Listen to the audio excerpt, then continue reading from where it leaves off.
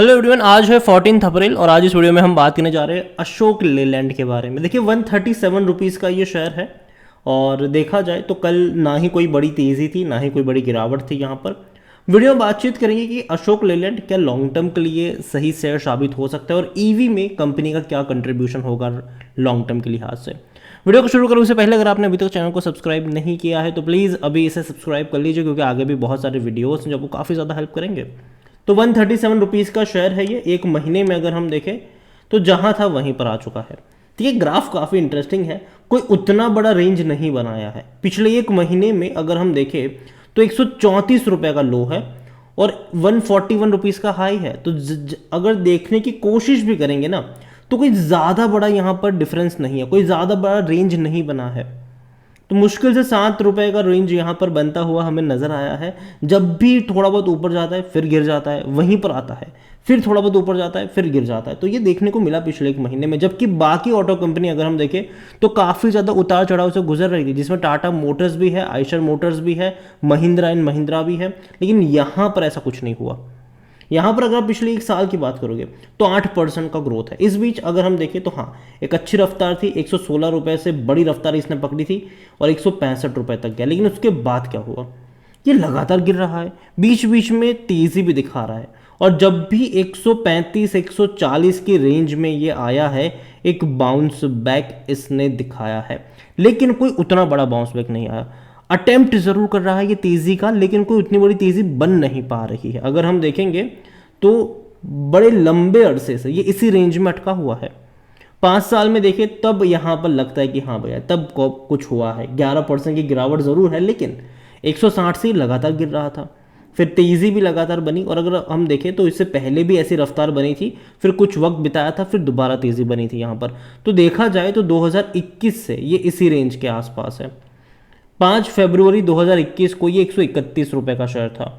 2 साल के बाद भी ये उसी के आसपास है। तो देखा जाए तो कोई बहुत बड़ा यहाँ पर मोमेंटम नहीं बन पाया है अभी तक।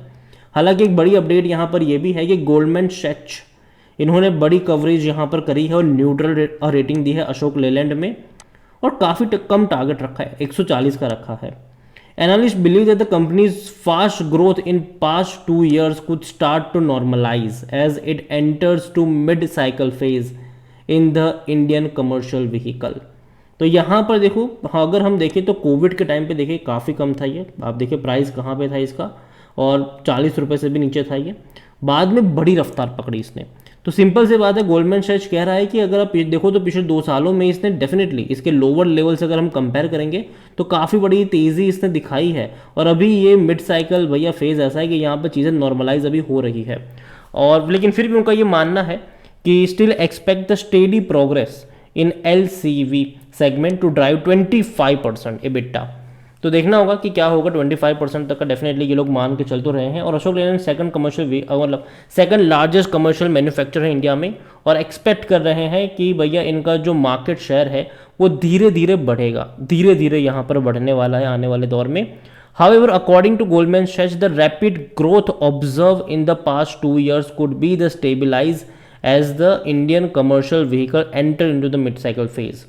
तो सिंपल सी बात है, ऑलरेडी काफ़ी दौड़ चुका है और यही वजह है कि उतनी बड़ी रफ्तार अभी शायद आपको देखने को नहीं मिलेगी आने वाले कुछ महीनों तक, ये कहना है गोल्डमैन सैच का।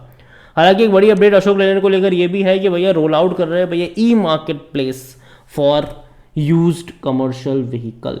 और ये बड़ी बात है भैया, सेकंड हैंड कमर्शियल व्हीकल के लिए भैया बड़ा ई मार्केट स्पेस ये लोग लॉन्च करने वाले हैं यहाँ पर। आप देखिए, Ashok Leyland has introduce a e market place for use commercial vehicle that will aid is customers in liquidating old vehicles for the better resale value and upgrade to the brand new all truck and buses with ease and transparency. तो ये बड़ी बात है कि लोग अपने पुराने vehicles वहाँ पे बेचेंगे और उसकी जगह नए खरीदेंगे। हालांकि ये ज़रूर है यहाँ पर कि जो मार्केट स्पेस होगा सिग्निफिकेंटली वो कहीं ना कहीं ज़्यादातर अशोक लेलैंड के ही व्हीकल्स को कैटर करता हुआ नजर आएगा आपको। अशोक लेलैंड के बारे में अगर हम बात करें तो वॉल्यूम्स डेफिनेटली इनके 83 लाख के आसपास है। अच्छे वॉल्यूम कहूँगा मैं कि कल देखने को मिले थे यहाँ पर। इतना ही नहीं, कंपनी में अगर हम देखें तो डिविडेंड की सबसे पहले बात करें तो पिछले साल बहुत ही कम था, 1 रुपये का डिविडेंड था। उससे पहले तो और भी कम था, उससे पहले भी और भी कम था। तो पिछले 3 सालों में डिविडेंड के नाम पर बहुत कम दिया है इसने। और जहाँ तक बात करें इनके बोनसेस की, तो वो आखिरी बार 2011 में दिया था। कंपनी के रेवेन्यू देखो तो पहले टूट रहे थे लेकिन अब बढ़ना शुरू हो चुके हैं। 2020 और 21 में रेवेन्यू कम हो, जाहिर सी बात है भैया कोविड वाला मामला था, तो सेल कम होगी और वो देखने को मिली भी सही हमें, लेकिन 22 में बढ़िया सेल। इवन प्रॉफिट भी आप देखो तो प्रॉफिट नहीं था, लॉस था, लेकिन अब प्रॉफिट में आ चुके हैं और अच्छे प्रॉफिट में आ चुके हैं कंपनी। अगर हम बात करें तो कंपनी का जो पिछले 2 फाइनेंशियल ईयर रहा तो उसमें 70 करोड़ का लॉस हुआ 2021 में और 290 करोड़ का लॉस हुआ 2022 में। लेकिन अभी क्या है, अभी कंपनी के रेवेन्यू धीरे धीरे बढ़ तो रहे हैं, साथ ही साथ सबसे अच्छी बात है प्रॉफिट। अब देखिए कंपनी के प्रॉफिट बढ़ना शुरू हो चुके हैं। 319 करोड़ का मुनाफा इन्होंने कमाया था लास्ट क्वार्टर में। अभी देखना होगा कि मार्च में कैसे रिजल्ट्स आते हैं, उम्मीद करते हैं कि यार अच्छे नतीजे आए कंपनी के। और जहाँ तक अशोक लेलैंड की बात है, थोड़ा सा महंगा है ये, 64 का इसका पी रेशियो है, सेक्टर पी 50 का है, तो आप सस्ता तो पहली चीज़ नहीं कह सकते इसको। और 84% एनालिस्ट कहते हैं खरीदारी करो। देखो मेरी बाइंग की रिकमेंडेशन है, लेकिन इस प्राइस पे नहीं। देखो मुझे भी लगता है कि लॉन्ग टर्म के लिए अगर मैं 1 साल का यहाँ से इसका होराइजन लेके चल रहा हूँ तो मुझे लगता है कि अशोक लेलैंड का जो शेयर है ना, अभी एक थोड़ा सा और वक्त के लिए कंसोलिडेट करेगा। अभी एक रेंज में ये अटकने वाला है, ऑलरेडी अटका हुआ है, आगे भी अटकेगा यहाँ पर। अकॉर्डिंग टू मनी का यहाँ पर टिकट टाइप अगर हम देखें तो प्रमोटर के पास 51.53% की होल्डिंग है, लेकिन थोड़ी सी होल्डिंग गिरवी है 9.81% की। बड़े बड़े फंड हाउस के पास अच्छी खासी क्वांटिटी जरूर है, म्यूचुअल फंड के पास 13.56% है। और अगेन कह दूँ कि ये दिसंबर का शेयर होल्डिंग पैटर्न है, अभी तक मार्च का आया नहीं है। 7.61% डोमेस्टिक इंस्टीट्यूशन के पास है, 15.30% एफआईएल्स के पास है, रिटेल और अदर्स के मिलाकर बनती है 12.01%, जिनमें से रिटेल इन्वेस्टर्स 10.10% की होल्डिंग लेकर बैठे हैं। अशोक लेलैंड कंपनी अच्छी ज़रूर है और डेफिनेटली मैं मानता हूँ कि ईवी में भी, याद रखिए जो कमर्शियल व्हीकल्स होंगे वो ईवी में भी बहुत बड़े पैमाने पर रोल आउट होते नजर आएंगे आपको। ऑलरेडी शुरुआत हो चुकी है, आगे और भी बड़े पैमाने पर वो देखने को मिलेंगे।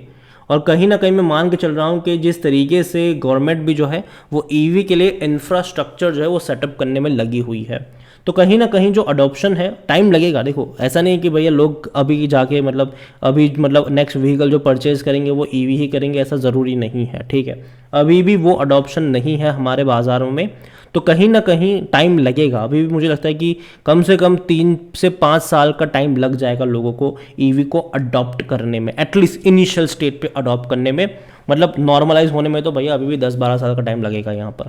तो कहीं ना कहीं इनिशियल टाइम थोड़ा सा ज़्यादा लगने वाला है। और डेफिनेटली अशोक लेलैंड एक अच्छी कंपनी है और पिछले 2 क्वार्टर अच्छे रहे हैं, लॉस से कंपनी प्रॉफिट में आएगी और अच्छा प्रॉफिट छापना शुरू कर दिया है। लेकिन हाँ, ये भी देखना होगा, ऐसा ना हो कि भैया बस लास्ट क्वार्टर में धमाका किया अब अगले क्वार्टर में कुछ नहीं है। तो अगेन 1-2 क्वार्टर और इसके ऊपर वॉच रखना पड़ेगा। रीज़न सिंपल है कि देखो यार अभी अगर हम देखें तो इंटरेस्ट रेट बढ़ते नज़र आए हैं, जिसकी वजह से जो डिमांड है उसमें श्रिंक आपको देखने को मिलेगा और जिसकी वजह से इस असर यहाँ पर भी पड़ेगा, ठीक है, यहाँ पर भी पड़ेगा थोड़ा बहुत असर। तो कहीं ना कहीं मैं मान के चलूँगा कि थोड़े बहुत आने वाले मार्च और जून के जो क्वार्टरली रिजल्ट्स है वो इंपॉर्टेंट हो जाएंगे ये देखने के लिए कि भैया कंपनी ने प्रॉफिट किया है कि नहीं किया है, तो कितना किया है। और जहाँ तक बात करें अशोक लेलैंड की, तो कहीं ना कहीं मैं मान के चल रहा हूँ कि अभी ये अटक रहा है। अगर आप देखोगे पिछले 1 साल से तो ये इसी रेंज में अटका है, इसी रेंज में ये अटका हुआ है। तो मुझे लगता है कि आगे भी शायद हम 120 से 150 रुपये की रेंज में ये अटकने वाला है। जहाँ तक बात है ख़रीदारी को लेकर, मुझे जो कंफर्टेबल प्राइस लगता है यहाँ पर ख़रीदारी में वो 120 रुपये का लगता है कि अगर ये आपको 120 रुपये के आसपास मिलता है डेफिनेटली खरीदारी के मौके बनेंगे। 150 रुपये के आसपास अगर जाएगा तो एक प्रॉफिट लेकर एग्जिट करने वाले मौके बनेंगे। तो अभी के लिए इतना ही कहूँगा कि खरीदारी करिए, बने रह सकते हैं, लेकिन अगर ये मानने कि 145 और 150 की रेंज में जाएगा तो प्रॉफिट लेकर निकलने वाले मौके हैं। और जहाँ तक बात करें फ्रेश बाइंग की, तो मैं मान के चलूँगा कि 115-120 का रेंज मुझे अच्छा लगता है। और अगर मैं कहूँ ये शॉर्ट टर्म की बात मैं कर रहा हूँ, मैं शॉर्ट टर्म, लॉन्ग टर्म की बात हम तब करेंगे जब आने वाले 1-2 क्वार्टर के रिजल्ट्स इनके अच्छे नज़र आ जाएंगे, ठीक है। और जब तक वो नहीं आते तब तक हम बात यहाँ पर सिर्फ शॉर्ट टर्म की ही करेंगे। बाकी मर्जी आपकी है। वीडियो को यहीं पे एंड करूँगा, पसंद आया हो तो लाइक और शेयर करें, चैनल अगर पहली बार है तो प्लीज़ सब्सक्राइब करें। और अशोक लेलैंड के बारे में आप क्या सोचते हैं वो भी आप मुझे कमेंट में लिख के बता सकते हैं। Thank you.